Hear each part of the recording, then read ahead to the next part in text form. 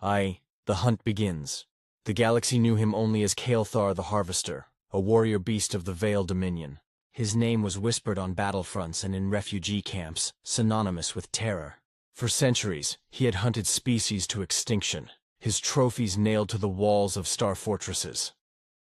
When Earth's colonies expanded into the Outer Arm, Kael'thar saw opportunity. The humans were Deathworlders, violent, unruly, too proud of their survival against the poisons of their own world. To the Dominion, they were prey worth breaking. Kael'thar arrived with fire. His fleet glassed the colony of Damaris IV, reducing its oceans to boiling clouds and its cities to molten scars. Survivors screamed over broken channels before silence consumed them. He laughed, a guttural sound carried across the Dominion's war nets. Earthlings are brittle. Their screams are sweeter than the bone cracks of the Karen. I will mount their skulls as a warning to all who forget who rules the stars. So, the mockery of Earth in the feasting halls of the Dominion, Kael'thar raised his chalice of human bone. Alien aristocrats joined the chorus, mocking the fragile newcomers from Sol. They breed like vermin, hissed one. They think their fleets, still smelling of rust and oil, can stand against ours, sneered another. Their patience is weakness, Kael'thar declared. Their silence is surrender. The galaxy agreed. Across empires, news of Damaris IV spread. Humans wept for their dead, but the galaxy laughed at their restraint. Earth did not retaliate. Earth did not roar. Earth was silent, and silence, the Dominion thought, meant fear. Tree. The aliens doubt, yet Kael'thar found something he did not expect. In the wreckage of Damaris IV, he captured a human child. She did not scream.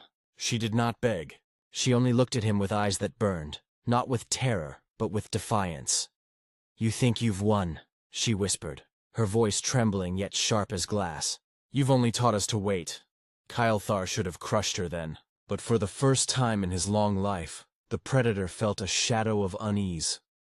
Night after night, the child's words gnawed at him. He had hunted thousands of species, yet none had looked at him as if he were the one already doomed. Full. The silence breaks weeks past.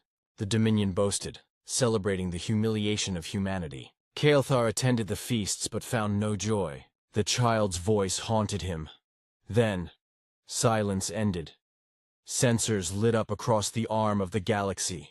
From Sol, fleets rose like storms, uncoiling after centuries of calm. Dreadnoughts, black as obsidian and bristling with weapons no one had ever catalogued, slid from dry docks older than anyone suspected.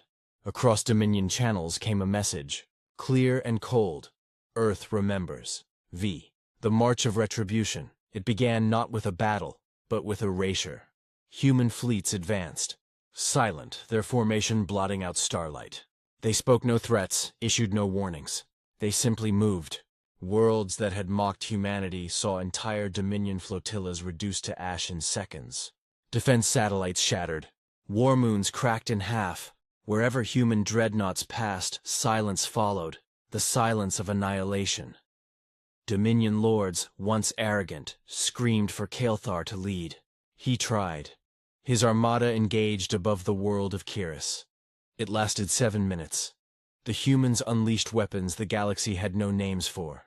Beams that folded space, projectiles that tunneled through matter like whispers through cloth. Dominion ships dissolved, torn apart as though reality itself had rejected them. Kael'thar watched his flagship burn.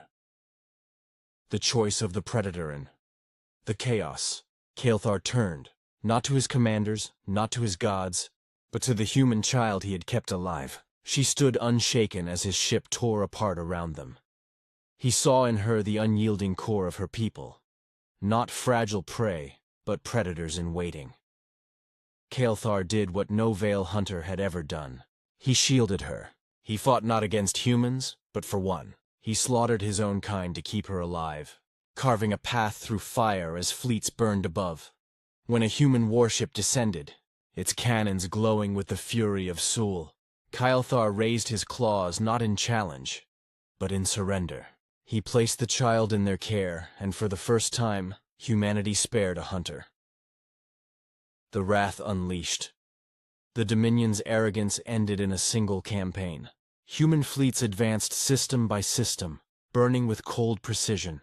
Colonies that had laughed at Earth now whispered prayers for mercy. Entire empires turned away, unwilling to provoke the species that had revealed its teeth. The final blow fell on the Dominion's capital.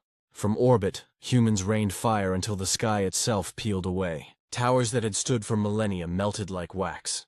The Emperor of the Dominion fell silent in his throne, his palace drowned in oceans of plasma. Kael'thar, prisoner and witness, could only watch as the galaxy he had served was reduced to ash. The whispered fear when it ended. Silence spread once more. But it was not the silence of surrender. It was the silence of dread. Across the stars, survivors whispered a new commandment: never provoke Earth again. They remembered the colonies burned. They remembered the fleets that came without warning, without mercy, without pause. They remembered how vengeance had descended like nightfall, vast, cold, and infinite. And somewhere, in the dark of a shattered Dominion world, Kael'thar the Harvester sat in chains. He had chosen to defend a single human, and in that act, learned the truth no empire would ever forget.